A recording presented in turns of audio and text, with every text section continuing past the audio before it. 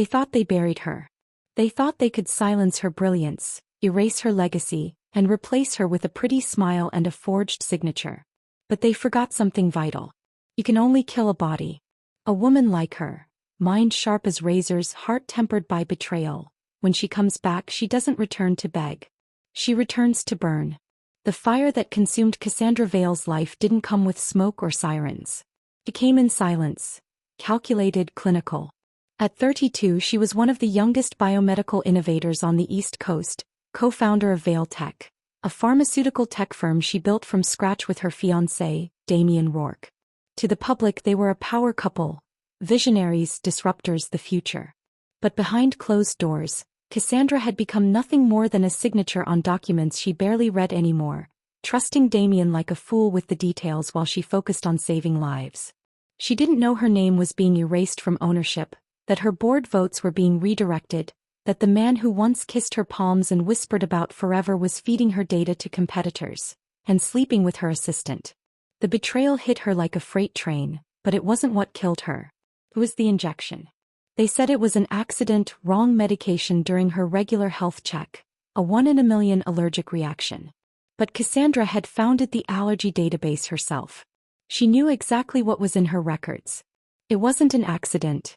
It was a warning shot. One that left her clinically dead for 4 minutes.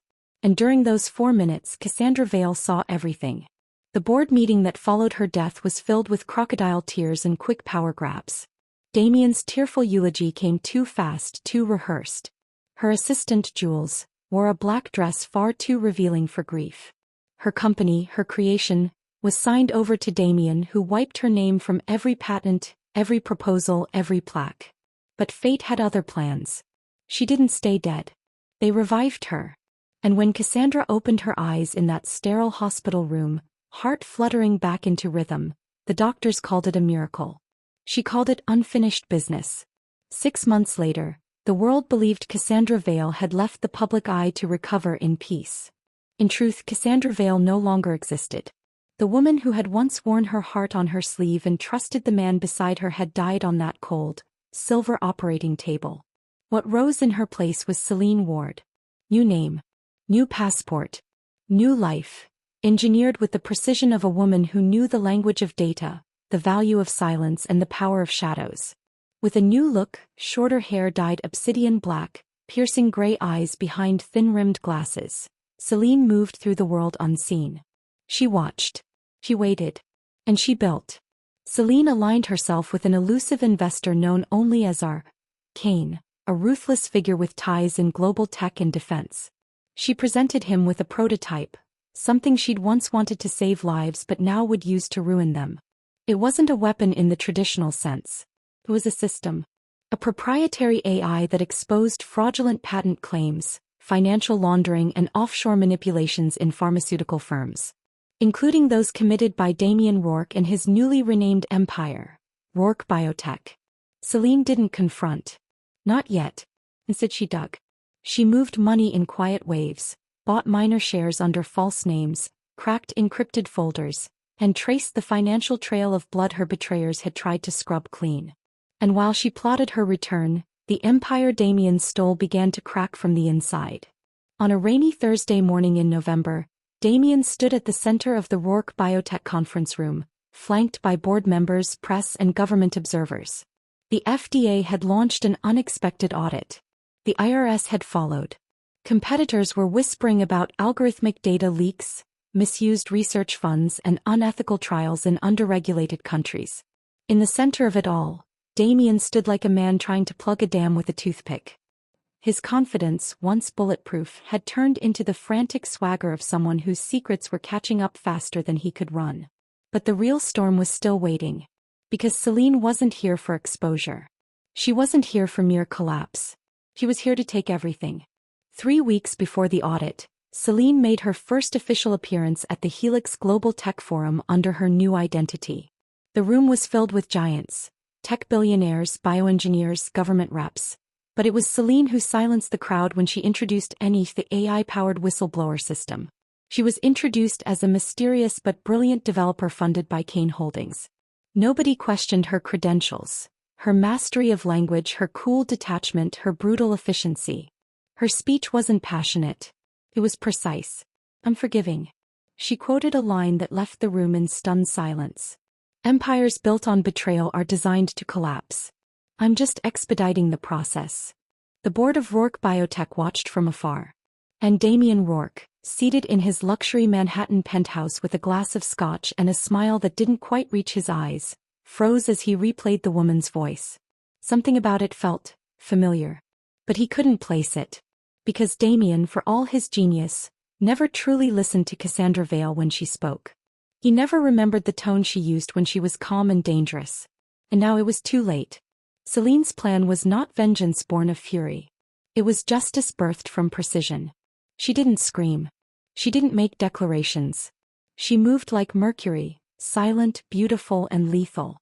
The system she built was now being licensed by government oversight committees. The research she'd buried in her own digital vaults, stolen by Damien and published under his name, was flagged for investigation.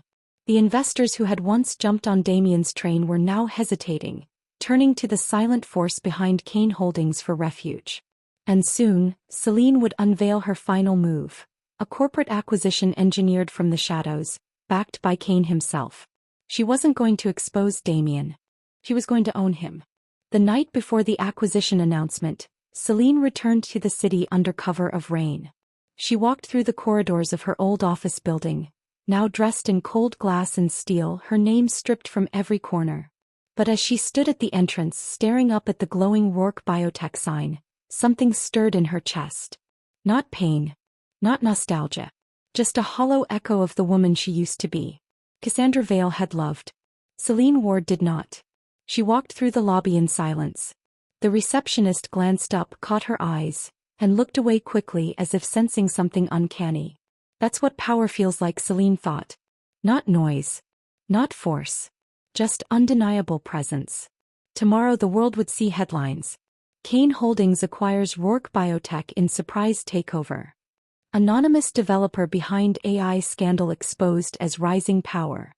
Industry giant to face international prosecution for fraud and exploitation. But tonight it was quiet. Just Seline and the ghost of a life stolen. She touched the cold marble of the lobby, remembering blood on her lips, a needle in her arm, Damien's hands steady as he betrayed her. And she whispered low and sharp. Next time you bury someone, Damien, make sure they don't come back smarter. They stole her legacy. They killed her dreams and called it collateral. But now the woman they buried is back, cloaked in shadows, wearing power like silk and ready to reclaim what's hers. This isn't revenge. It's retribution, calculated, merciless, and wrapped in elegance. Today she doesn't scream. She signs. And with one stroke of her pen, empires begin to fall. The conference room atop the Kane Holdings tower shimmered with quiet anticipation. Tall glass windows framed the Manhattan skyline, gray clouds crawling over the horizon like soldiers before a siege. Inside, Seline Ward sat at the head of the obsidian glass table, poised, unreadable. Across from her, three men in tailored suits fidgeted behind corporate masks, representatives from Ror Biotech, summoned under the pretense of a strategic investment meeting. They had no idea they were lambs being ushered to slaughter. The man in the center, Vincent Hale, adjusted his tie. "Miss Ward," he said carefully, "Kane Holdings' sudden interest in Ror Biotech is surprising. We weren't aware your firm monitored the pharmaceutical sector so closely." Seline's lips curved. "We watch everything, Mr. Hale. Especially what you think you've hidden." The silence was thick. Behind her, a digital screen lit up. Page after page of internal documentation filled the room. Unauthorized clinical trials, false data entries, overseas labor violations, siphoned research funds. Every secret Damien Rourke thought he'd buried laid bare, dissected with surgical precision. Vincent's face blanched. "How did you get?" "We didn't get anything," Seline interrupted smoothly. "We created it. Ror Biotech built its empire on Cassandra Vale's stolen research. I merely followed the blueprint she left behind." Vincent swallowed. His mouth opened to argue, but Seline stood. "Kane Holdings now owns 42% of Ror Biotech. As of this moment, we're acquiring controlling interest. Effective immediately, all board-level decisions pass through me." She slid a document across the table. A single signature away from sealing the fate of an empire. You have a choice, Seline said coolly. Sign it, or watch the press discover the truth. They signed. They always do when faced with power they don't understand. Across the city, Damien Rourke stormed into his penthouse, phone glued to his ear, voice sharp with disbelief. How the hell did Kane Holdings get controlling shares? I've got private buyback contracts. They were bypassed, his lawyer stammered on the line. Ward's team found a loophole in your merger clause with Delta Cap. They bought out your early investors under blind LLCs. It's legal. Brutal but legal. Damien slammed the phone down, the screen shattering. Seline Ward.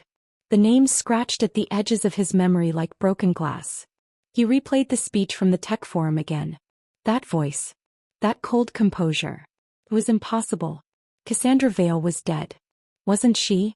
He dropped into his chair, fingers tightening into fists. If Seline Ward wanted a fight, she had won. Seline didn't watch the chaos unfold. He didn't need to. She knew exactly what Damien's next moves would be. She'd once built strategy maps for him, predicted competitor behavior, outlined responses before problems ever existed. What he didn't know was that she'd built a parallel empire in the shadows while he celebrated her death. She'd bought patents under other names, licensed technology to offshore companies, embedded code into Valetech's software that only she could unlock. Even the Neath system was more than an AI whistleblower. It was a Trojan horse. A device that mapped digital fingerprints, traced email duplicity, and could render years of confidential communications transparent with a single command. She wasn't here to just dismantle Damien. She was here to annihilate everything he built atop her grave. That evening, Damien called an emergency meeting at Ror Biotech. The boardroom was tense, with executives whispering theories. Jules, now wearing the title of Chief Operating Officer, slid into the seat beside him, her smile tight. I warned you, she said under her breath. Kane Holdings doesn't invest, they devour. Damien glared at her. We still hold key patents. We'll stall them legally. The doors opened. Silence. Seline stepped into the room. Tailored black suit. High heels. Calm face. He carried no briefcase, just a single folder. Jules stared at her like she'd seen a ghost. Damien rose halfway from his chair, his voice cracking. Who the hell are you? Seline placed the folder on the table. I'm the woman you tried to bury. And then she opened it. Inside was a single document. One line typed cleanly across the top. Cassandra Vale, legal identity reinstatement by order of the Manhattan Supreme Court. Stunned silence. You're dead, Damien whispered. Seline looked him directly in the eyes. You killed me. But now I'm reborn. And this time I don't build empires. Her voice dropped to a whisper. I burn them. In the days that followed, the media exploded. Cassandra Vale returns from the dead, files criminal charges against former fiancé Damien Rourke. Ror Biotech faces collapse after fraud exposed by Reinstated founder Seline Ward revealed as Cassandra Vale, survivor of attempted corporate assassination. Social media turned her into a phenomenon. The public rallied behind her, hailing her a phoenix, a corporate avenger, a genius betrayed by greed. Women across industries quoted her line, "This time I don't build empires, I burn them." Damien tried to retaliate with legal claims, counter-allegations and press appearances. But every door he knocked on was already sealed. Because Seline had already been there. She'd spoken to the journalists. Met with the senators. Her evidence was airtight, her presence too compelling to ignore. And Ror Biotech stocks plummeted. Late one night, Seline sat alone in her new office, the city skyline glowing behind her. She poured herself a glass of wine and stared at the wall. Photos hung there, not of herself but of the women who had been silenced before her. Researchers whose work had been stolen. Whistleblowers destroyed by the very companies they tried to expose. This wasn't just about her anymore. This was about every woman who had been told she was replaceable. She wasn't here for revenge. She was here for legacy. 2 weeks later, Damien's assets were frozen. Jules vanished from the public eye. Ror Biotech was delisted from the stock exchange, and Cassandra Vale's name returned to every patent she'd ever filed. But the final blow came quietly.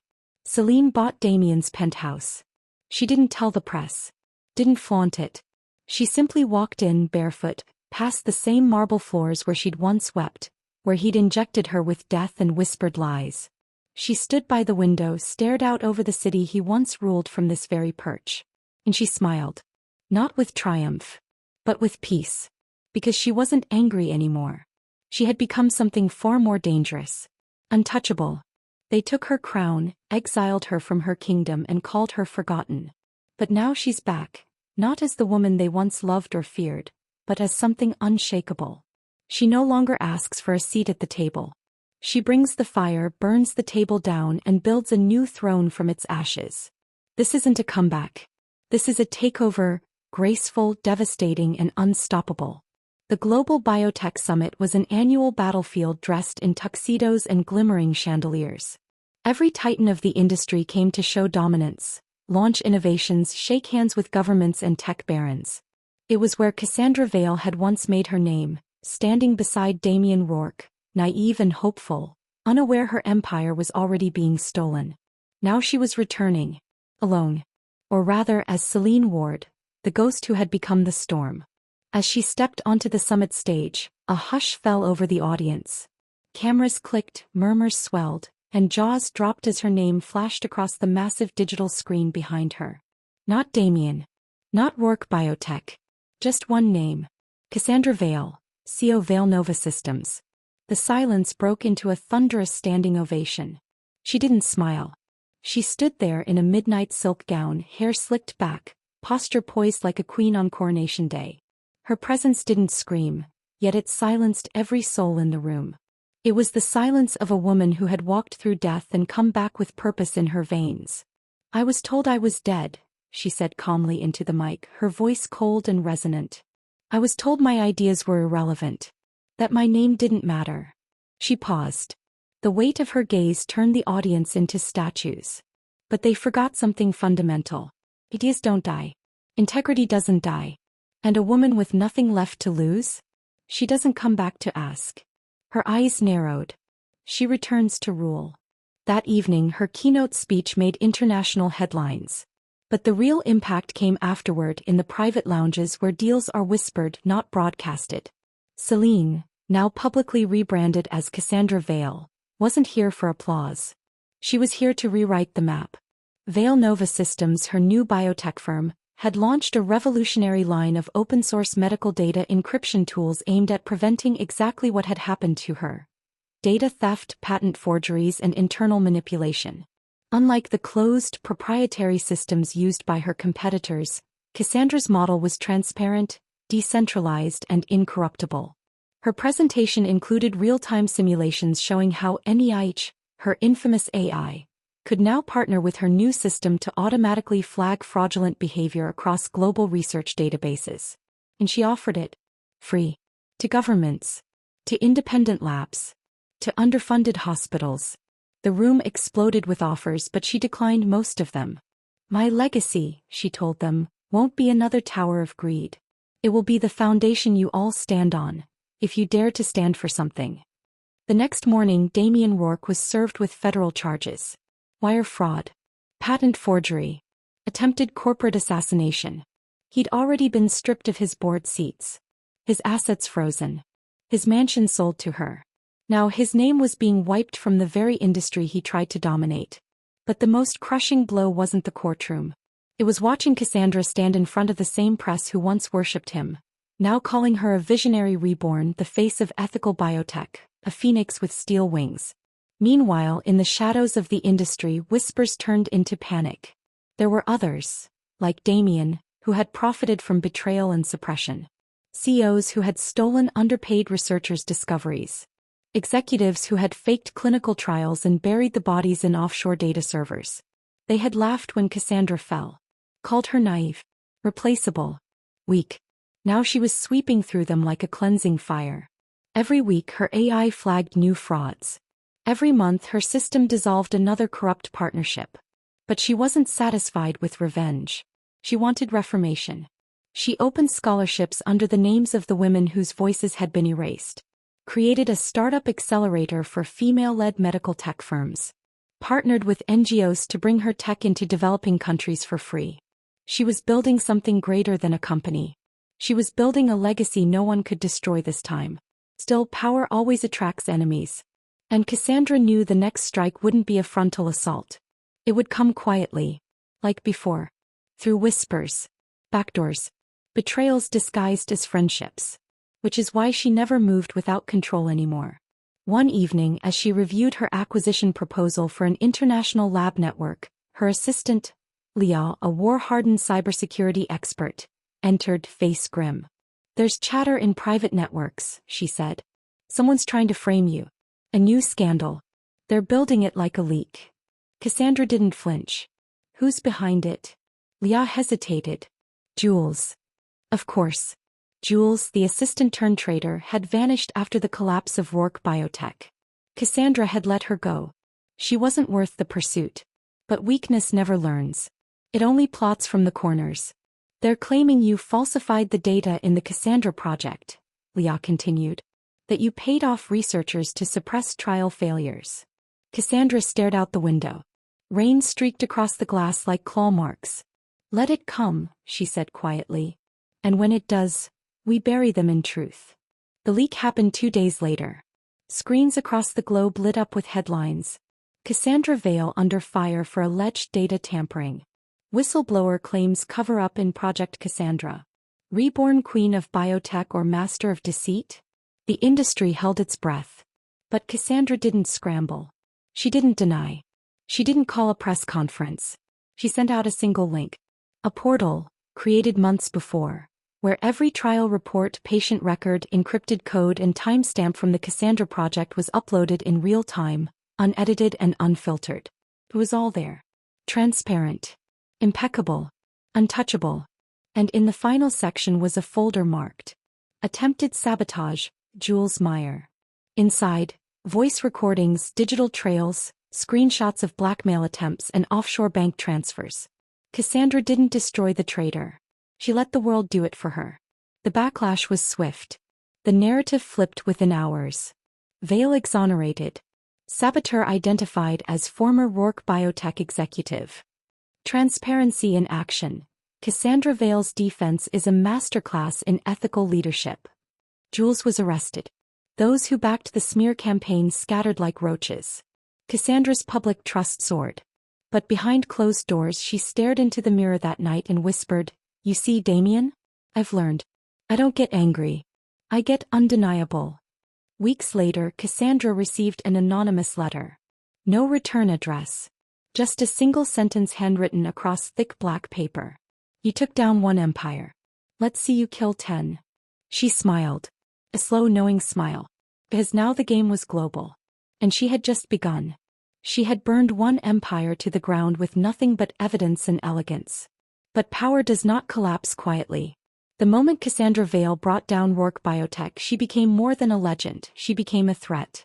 And in the shadows of global boardrooms, whispered behind thick doors and encrypted calls, her name now sparked fear. Because one woman had done what no man dared. And she wasn't finished. It began with a conference invitation. A sleek envelope embossed in silver arrived at Vale Nova's New York headquarters, bearing the insignia of Vanguard International, the most secretive and powerful biotech syndicate on the planet. The Vanguard consortium wasn't a company. It was a cartel of influence. 12 global pharmaceutical and biomedical conglomerates working together to control drug pricing, research pipelines, political lobbying, and most importantly, information flow. In public they claimed to be competitors. Behind the scenes they were gods, untouchable, omnipresent. And now they were inviting Cassandra to their annual gathering. The message was simple: join us or you're next. Leah, her head of security, stood by Cassandra's side as they reviewed the dossier. Each Vanguard member was more dangerous than the last. Clemens Bioworks in Germany, Lintratech in South Korea, Arcus Systems in the US, and 9 others with reputations built on innovation and empires of secrecy. "They know you're coming for them," Leah said grimly. "You've exposed too much. This invite, it's not diplomacy. It's a warning." Cassandra studied the invitation. Her expression was unreadable, voice even colder. "Then let's make them regret it." The conference took place on a private island in the Mediterranean, where no media drones flew, no satellite scans recorded, and no whistleblowers ever survived. Cassandra arrived in black, a sleek, minimalist dress that hugged her figure like armor. Her presence turned heads immediately. Not because of her beauty but because of her silence. She didn't smile. She didn't bow. She walked into the lion's den like a queen walking through her own kingdom. And the lions noticed. At the long obsidian table she took her seat directly across from Sebastian Clemens, the German biotech king known for suppressing cancer trials that threatened his drug monopolies. To his right, Elena Park of Lintratech, whose AI-controlled trial systems were responsible for more statistical errors than real results. To her left, Victor Day of Arcus Systems, a man who once forced smaller labs into bankruptcy to absorb their intellectual property. Each of them had smiled when Cassandra Vale died. Now their smiles were brittle. Sebastian broke the silence first. "Miss Vale, or should we say, Miss Ward, you've become quite the disruption." Cassandra leaned back in her chair, crossing one leg over the other. "Only to those who have something to hide." Victor Day chuckled. "You want to reform the entire industry? With what, your little AI? Transparency doesn't scale. Influence does." Cassandra's eyes gleamed. "Influence is earned. Yours is borrowed." The room bristled. Elena tapped her manicured nails against the table. "We've been generous. We're offering partnership. If you decline, you'll find the global market unfriendly." Cassandra stood. Walked to the window. Outside, the sea stretched endlessly. Controlled. Just like them. She turned, voice steady. "You're standing on a sinking continent. You think you've built walls too high for justice to climb. But I don't knock. I infiltrate." She slid a folder onto the table. Each member stared. Inside, detailed time-stamped reports from Neath's global branches. Offshore manufacturing fraud, clinical data tampering, patient deaths, illegal trial laundering, all tied to every single Vanguard member. One by one their crimes were laid out like chess pieces, already trapped. Elena's smile faltered. "How did you?" "I didn't come to negotiate," Cassandra interrupted. "I came to give you a choice. You disband Vanguard. You fund reparations for every death your greed caused. And you disappear. Or I make sure every news outlet, government agency, and lawsuit lawyer on this planet knows your sins, by sunrise." They didn't believe her. Not fully. Not until that very night when global watchdog sites suddenly published a leak from the Ward file, a shadow dossier created over the past year by Cassandra's internal team. It detailed the entire global corruption web of Vanguard International. The headlines dominated every screen. "Global Pharma Cabal Exposed. Vale Strikes Again." "Anonymous Whistleblower Reveals 20 Years of Corporate Crimes." "Biotech Titans Face Collapse in Wake of Cassandra Vale's Data Drop." Governments launched investigations. Investors withdrew. Class action lawsuits poured in from every country touched by Vanguard's shadow. And Cassandra? She boarded her jet, glass of wine in hand, and said nothing. Because silence was her final luxury. And control, her favorite weapon. But the war wasn't over. 2 days later, a car bomb went off outside her lab in Munich. No one was hurt, thanks to Leah's foresight. But the message was clear. Cassandra had become too dangerous. The woman who once died quietly was now too loud to ignore. And too powerful to silence the old way. So they came for her reputation. A forged news video went viral. Edited footage of Cassandra seemingly accepting bribes, falsifying trials, whispering threats to unseen men. It was poorly faked. But to the masses, truth was slippery. The media turned. Fast. As they always do. Is Cassandra Vale the villain after all? Biotech heroine or digital terrorist? Online the narrative twisted. She became a symbol of elite manipulation. Activists turned on her. Protesters gathered outside her labs. Governments hesitated to continue their collaborations. It was the one battlefield she hadn't yet conquered. Public perception. Cassandra held her first press conference in over a year. The room was packed with reporters, hungry for blood, for a fall, for a crack in the myth of the woman who kills empires. She walked to the podium in a black power suit. No makeup. No jewelry. Just cold composure. "I don't blame you for doubting me," she began. "You've been trained to distrust powerful women. Especially those who don't flinch." She paused. You watched me expose fraud, corruption, and death. You saw me burn down empires that preyed on the weak. And now, when the villains strike back with lies, you hesitate. Her voice didn't rise. It sharpened. Let me make it simple. I don't care if you like me. I care that you see me. She pressed a button. Behind her, screens displayed frame-by-frame breakdowns of the video forgeries. Metadata, source IPs, timestamps, manipulated code, each lie dissected in real time by her AI. Reporters gasped. Cassandra leaned forward. Empires don't fall quietly. They scream. And when they do, they try to take their executioner down with them. In the days that followed, global support surged back in waves. The public, now fed up with manipulations, crowned her again, this time as something more than a symbol. As a movement. Hashtags exploded. Hashtag justice with Veil. Hashtag she kills empires. Hashtag not your villain. Cassandra launched the Nova Accord, a legal initiative backed by governments and independent labs, uniting global researchers to ensure transparency in science, finance, and tech development. Veil Nova became more than a company. It became a standard. A banner under which truth marched forward. Still, Cassandra knew peace was temporary. Power breeds enemies. And now the ones in the shadows weren't just angry. They were terrified. The final chapter of this war was drawing near. Because now the last man left, the founder of Vanguard, the one she hadn't yet unmasked, was coming out of hiding. And Cassandra Veil? She was already waiting. Some wars aren't fought in boardrooms. Some battles don't play out in data leaks or exposés. Some reckonings happen face to face, with no audience, no applause, just the weight of a buried past and the final breath of a crumbling empire. She thought she'd killed the monster. But monsters don't die easily. And now, as Cassandra Veil steps into the heart of the fire, she finds the hand that orchestrated her death never belonged to her fiancé. It belonged to his maker. It began with a name, Julian Halverston, the founder of Vanguard International, the architect of silent takeovers, shadow experiments, and multi-generational biotech monopolies. For decades he had worked behind the scenes, ensuring that no disruptor ever made it past the first wave. And when Cassandra Veil began gaining too much influence with Veil Tech, it wasn't Damien who had the idea to erase her. It was Julian. He had identified her as a variable, unmanageable, too intelligent, too ethical, too free.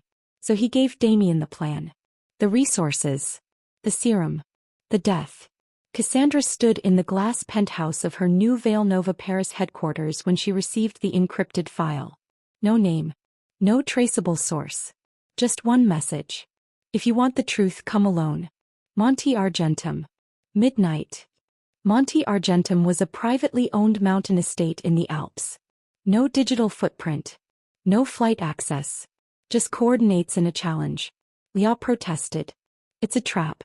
They want you gone. Cassandra's gaze didn't flinch. Good. Let them try again. Midnight. A jet-black helicopter sliced through the mountain wind. Snow whipped against the blades as Cassandra stepped out, wrapped in a long, dark coat. No entourage. No weapons. Just her. She entered the estate alone. Inside, the architecture was brutal. Glass and steel carved into the bones of the mountain, cold firelight flickering across towering walls. At the center of it all stood Julian Halverston. White hair. Serpentine smile. A face untouched by guilt, framed by power and history. He wore a navy wool coat and held a glass of brandy like a king presiding over his final banquet. You've made quite a mess, he said. I thought you'd be smarter than this, vendetta. Cassandra didn't sit. I'm not here to impress you, Julian. I'm here to end you. He laughed softly. Oh, Cassandra. I didn't kill you to hurt you. I killed you because you couldn't be controlled. Do you know how dangerous that is in this industry? You were rewriting the rules. I rewrote them anyway, she said, stepping forward. And now you're the last name I haven't crossed off. Julian's face hardened. You're not the first to rise. You're just the first to rise this far. But you'll fall like the rest. Empires always do. Cassandra's eyes didn't waver. So let's both fall then. But I'll make sure you land first. Their conversation lasted hours. Words became blades. Accusations became truths. And Julian revealed the final piece of the puzzle. Damien was nothing more than a pawn. The betrayal, the serum, even the romantic partnership had been orchestrated. Cassandra's entire rise and fall had been watched, manipulated, contained. Julian hadn't expected her rebirth. But he admired it. "You remind me of myself," he said, circling her like a hawk. "That's why I wanted you gone. Because you would have become me, and broken it all from the inside." Cassandra turned slowly. "No, Julian. I'm not like you. You kill to control. I kill to cleanse." And then she reached into her coat, and handed him a folder. Inside, proof that she had already dismantled the offshore accounts funding his global control, had taken over his shell companies one by one, and had already leaked his voice prints confessing to Black Ops trials and genocide by neglect. Julian's hands trembled. "You can't win with truth alone," he spat. Cassandra tilted her head. "No. But I didn't come with truth alone." She tapped her ear. Leah's voice came through a hidden earpiece. "Confirmation. Live feed to Interpol and every major global court. They've seen the full exchange." Julian lunged. Years of cold fury exploding in a desperate motion. But Cassandra stepped back as security. Real security, Interpol agents and international officials stormed the estate.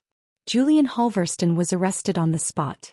For war crimes, corporate crimes, crimes against humanity. As they dragged him away, he stared at her, defeated. "You think you've won?" he hissed. "The world will replace me." Cassandra stepped closer, her breath calm. "Not if I rebuild it first." The takedown of Julian Halverston sent shockwaves across the world. He had been untouchable, undefeated. And now he was shackled, awaiting trial at The Hague. The full Ward file, released in tandem with the arrest footage, exposed decades of suppressed medicine, silenced scientists, and manipulated governments. Cassandra's name became more than a symbol. It became history. Back in New York, Cassandra stood atop the Vale Nova Tower, wind curling around her as the city glittered like embers below. Her empire now spanned continents. Labs, foundations, and clean energy projects all under her vision. Yet she wasn't smiling. Leah approached quietly. "He's gone. The board is voting to dissolve Vanguard." "You've done it." Cassandra nodded. "Then it's time for something new." "A new company?" Cassandra shook her head. "A new system." In the months that followed, Cassandra led the charge to form the Nova Alliance, a coalition of scientists, doctors, tech innovators, and ethical investors. No shareholders. No ownership. Just open collaboration, fair compensation, and public transparency. It wasn't about being the richest. It was about being right. She stepped away from the daily operations of Vale Nova, entrusting it to a younger generation of innovators she had mentored in secret. And then she did something no one expected. She vanished. The last footage of Cassandra Vale showed her in the Maldives, barefoot on a pier, wind in her hair, looking out into the endless sea. No press. No camera crews. Just freedom. She didn't disappear because she was afraid. She disappeared because her work was finally done. But in cities across the world her name lives on. Not as a cautionary tale, but as a battle cry. She died once. This time she killed empires. They called her a storm. A ghost. A myth. But legends don't die. They evolve. Transforming into movements that ripple across continents, into voices that rise when systems fall silent. Cassandra Vale didn't vanish. She became something greater. And long after she walked away from the throne she burned and rebuilt, her legacy stood tall, etched into the foundation of a new world no one thought possible. It began with whispers. In a university lab in Nairobi, a young female researcher rejected a bribe to falsify trial results and invoked Cassandra's name during her resignation. In a biotech startup in Argentina, a new company model mimicked Vale Nova's decentralized structure, refusing investor control in favor of scientific independence. In Boston, students recited her speeches in ethics classes. In Seoul, an AI ethics conference played a clip from Cassandra's final press address. Her words looped on screens the size of buildings. "I don't care if you like me. I care that you see me." The world had seen her. And more importantly, they remembered her. Back in New York, the Nova Alliance had grown into something unimaginable. What started as a coalition of independent scientists had become an international initiative supported by over 60 nations. They pooled resources, shared research, Open-sourced medical breakthroughs and treatments that once cost millions. Big Pharma was no longer untouchable. Transparency had become trend, not out of virtue but necessity. In the post-Cassandra era, whistleblowing was a badge of honor. Concealment was a death sentence. A generation had been raised watching one woman take down an empire with elegance and code. Now they were building new ones, with integrity. But the world still wanted her. Where was Cassandra Vale? She hadn't attended the tribunals. Hadn't given a single interview since Halverston's arrest. No memoirs. No talk shows. Not even a public statement during the Nova Alliance launch. Her disappearance became a mystery. Some claimed she had died again, this time for good. Others said she was living in a village under another name, mentoring young girls in STEM. Conspiracies ran wild. Documentaries were made. But none could explain the trail of silent funding that followed the rise of every ethical lab. Or the anonymous messages young innovators would receive, containing guidance, corrections, sometimes a single line of code that unlocked the key to a breakthrough. Only one name ever signed them, C. Vale. 3 years later, a letter was delivered to the United Nations Humanitarian Science Forum. It was handwritten, sealed in black wax, and delivered by a courier with no return address. The secretary opened it. Inside was a short message. You don't need me anymore. That's the point. But if you must know, I'm watching. Not from thrones. Not from screens. From the world I never got to live in the first time. Build it well. CV. The forum read the message aloud. The audience cried. Meanwhile, on a quiet island off the coast of Greece, a woman with streaks of silver in her hair taught children how to code using nothing but scrap parts and chalkboards. She went by Cass, and no one questioned her past. She walked barefoot. She laughed often. She no longer needed power. Because she had already changed the world. In her absence, the structure she built kept evolving. Vale Nova became a blueprint. Its CEO, a former intern named Zara, expanded the company into climate tech, water purification, and sustainable medicine. Neath, the AI once used to expose fraud, had been reprogrammed into a real-time translator and ethics engine, used in over 30 nations to monitor fair research practices. And the Cassandra Institute, a non-profit funded by anonymous donations, trained young women from underprivileged backgrounds to become scientists, engineers, and leaders. Each student received a black notebook on graduation day, embossed with her words. You don't rise to their level. You raise your own. But not all stories end cleanly. The remnants of vanguards still smoldered in the shadows. Smaller groups with no real power but dangerous intentions. Every few months, there would be whispers of cyber attacks, sabotaged labs, or scientists threatened into silence. Yet somehow, every single time, the danger would be neutralized before it escalated. A server would crash. A trial would be exposed. A leak would appear in the inbox of the right journalist just in time. Some say it was luck. Others say it was NEI. But those who knew Cassandra best knew the truth. She had become the ghost in their machines. Not haunting them. Guarding us. 10 years after Cassandra's public disappearance, the world gathered again. This time in Geneva for the unveiling of the Global Research Ethics Accord, now a mandatory charter for any pharmaceutical or tech company seeking international funding. The first clause of the document read, "Inspired by the life and legacy of Cassandra Vale." Zara, now a world-renowned innovator and the keynote speaker, stepped onto the stage. Behind her, a massive screen lit up with a single image, the only known candid photo of Cassandra Vale post-scandal. Barefoot on the Maldives pier, face turned toward the sea at peace. Zara's voice broke as she began. She gave us more than justice. She gave us clarity. She showed us what power could look like when it wasn't poisoned by greed.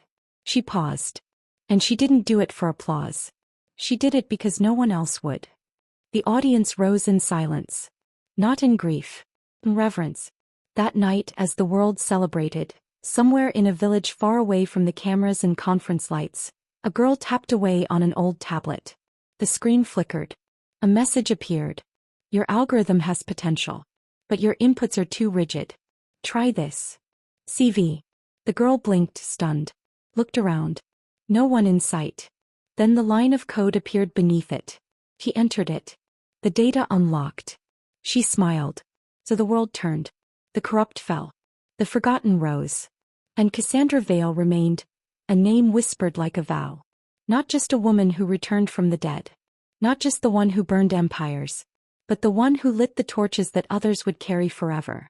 She died once. This time she killed empires. And in doing so, she gave us the blueprints for a new world.